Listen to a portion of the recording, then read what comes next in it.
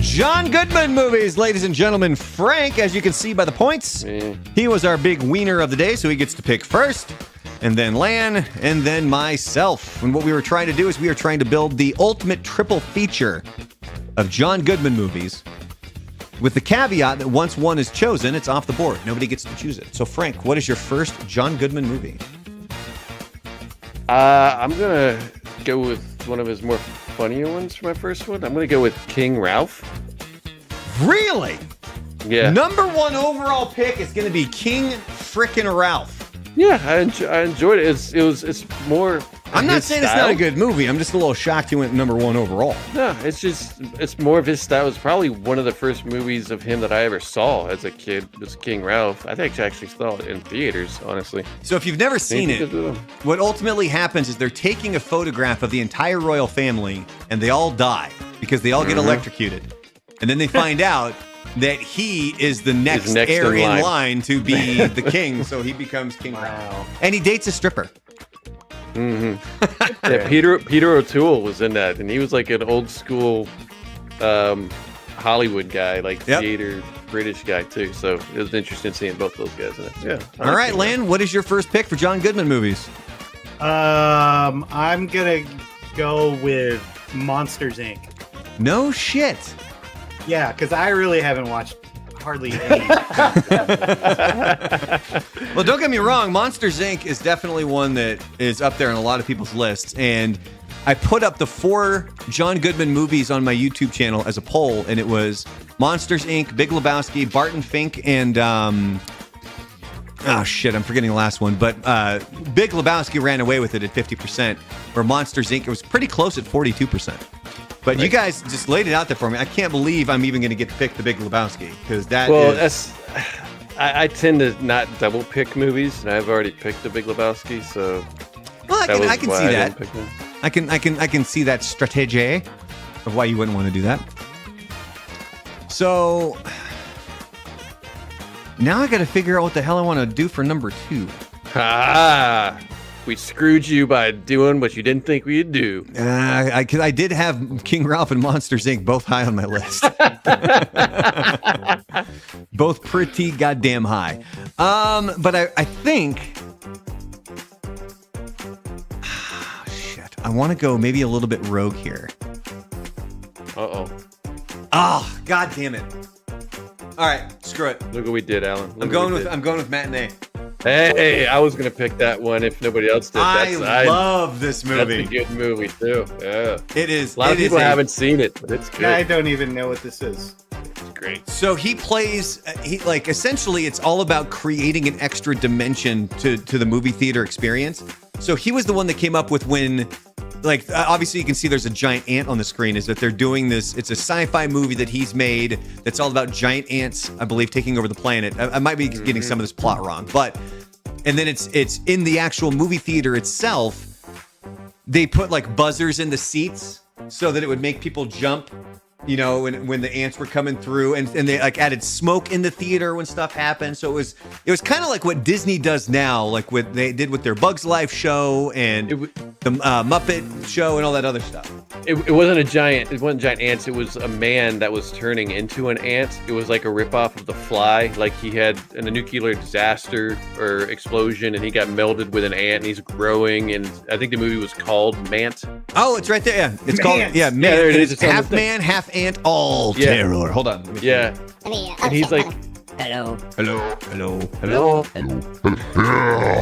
Half man, half ant, all terror. Yeah, and he's like promoting the movie and is trying to, really, really promote. But it's at the same time as the nuclear crisis. It takes place, I think, in Miami. So it's like at the time when the nuclear crisis with Cuba is going on.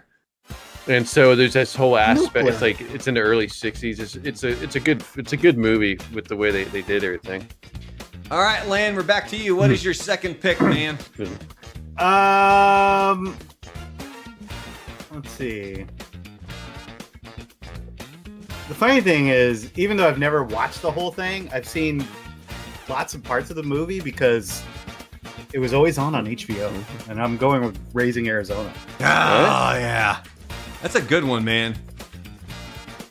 I always remember They though played when it they all the time. when they are crawling out of the mud, always just creeped the shit out of me when I was a kid. Like it terrified me for some reason. I don't know why.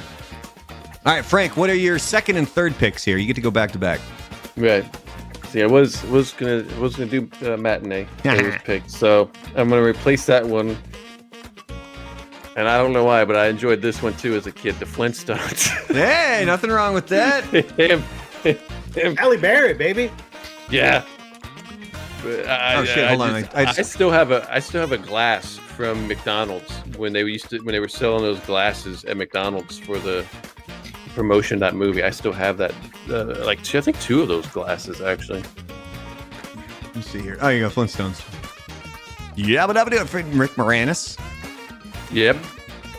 Rosie O'Donnell, and then Yeah, that was the big controversy. Remember that movie was they made Rosie O'Donnell what's Betty? that character's name? Betty, and all like the men were pissed because it was supposed to be an attractive woman, and Rosie O'Donnell was pretty thick at that point. Like it was a whole big cartoon, deal. Man. Yeah, but I gotta tell you too, Rosie O'Donnell in A League of Their Own was fucking amazing. Amazing. Yeah. Yep. She was hilarious in that movie. All right, what's your third pick, Frank?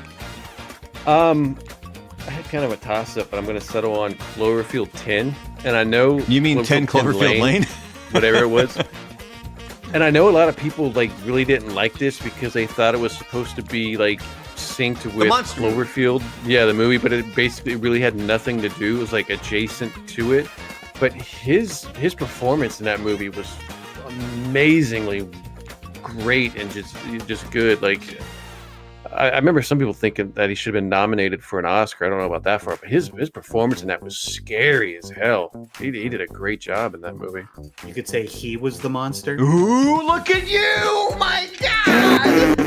Hold on. I know people got pissed off about that whole thing. He was the kaiju. No, it ended up being aliens at the end of the movie. All right, Lane, what is your third pick for your John Goodman movie draft? My earliest memory, I guess, of John Goodman was seeing him. Hold on. I think I know what you're going with. Uh-oh. What's that? It's an eight-legged creature. Mothra! Revenge of the Nerds. Oh! I thought you were going to Arachnophobia, but yeah. That was the first time I ever saw boobies, guys. I was watching that movie. And were they John Seeing Goodman? the cream pie tin, when they Goodmans? did the cream pies, and then they'd eat, and then at the bottom of the pie tin was a naked chick. That was the first time I ever seen boobies. I think that might have been the first time for a lot of people. All right, so you guys are done with yours. I thought Lan was going to go with this. I honestly thought he was going to go You know they're remaking that movie, right? Arachnophobia, which is a great movie. Scared the shit out of me when I was a kid. Yeah. I remember the one kid on the football team, and the spiders crawling around in the helmet, and he dies. And then they're trying to figure out how he died, and they find the 2 bite marks back here. Terrifying. Fucking terrifying. All right, some other John Goodman honorable mentions. Don't forget, he was in Argo. Right. Yeah, he was good in that. That was a good movie. This is one that he gets rave reviews for. That is also really good. It's a Coen Brothers movie. I've never seen it. Barton Fink. So I think I may have seen this ages ago. And I do have a poll coming up about really about the Big Lebowski, because it's John Turturro here. And the poll is, who was the best character in the Big Lebowski? And the 4 options were the dude, Walter, Donnie, or Jesus. So we're not going to discuss that. With Jesus. Well, we're not going to discuss that now, because next live stream we'll talk about that, because we'll be covering the poll, and that poll is going to be coming up on my YouTube channel here in a little bit. Don't forget, John Goodman was also in Blues Brothers 2000.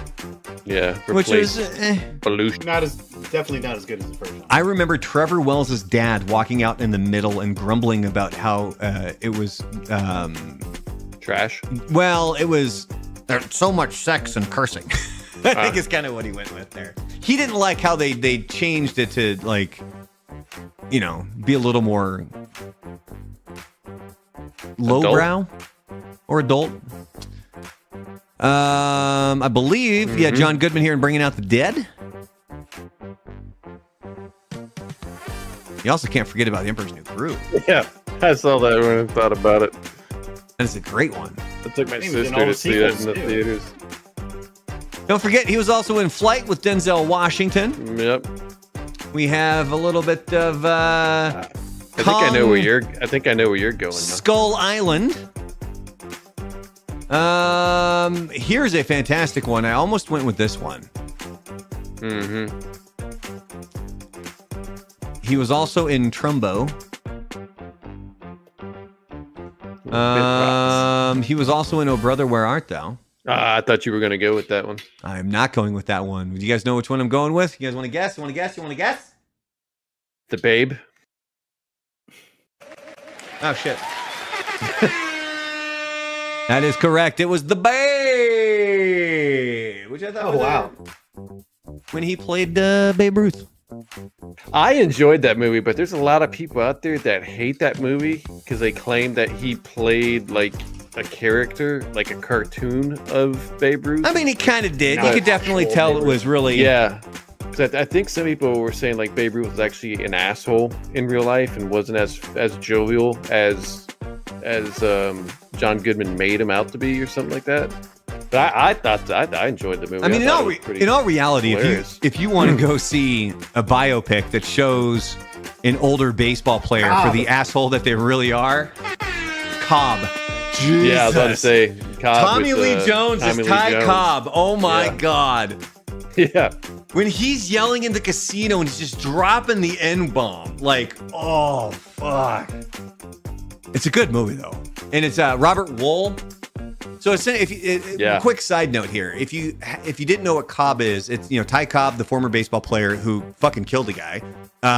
Super racist, like awful human being. Still made it to the Hall of Fame, though. One of the first inductees into the Baseball Hall of Fame. And so the movie... Huh? But Pete Rose. Yeah, but Pete Rose isn't in. So the movie it's an older version of Ty Cobb, played by Tommy Lee Jones, and then Robert Wool plays an author who's trying to write. It's either an article or a book about him, and so it really covers Robert Wool trying to track him down, and he's just a piece of shit. Like, oh my God, he's just a fucking asshole, man. Ty Cobb wanted to come, but none of us liked him, so we told him to stick it. Yep. Field of Dreams, baby.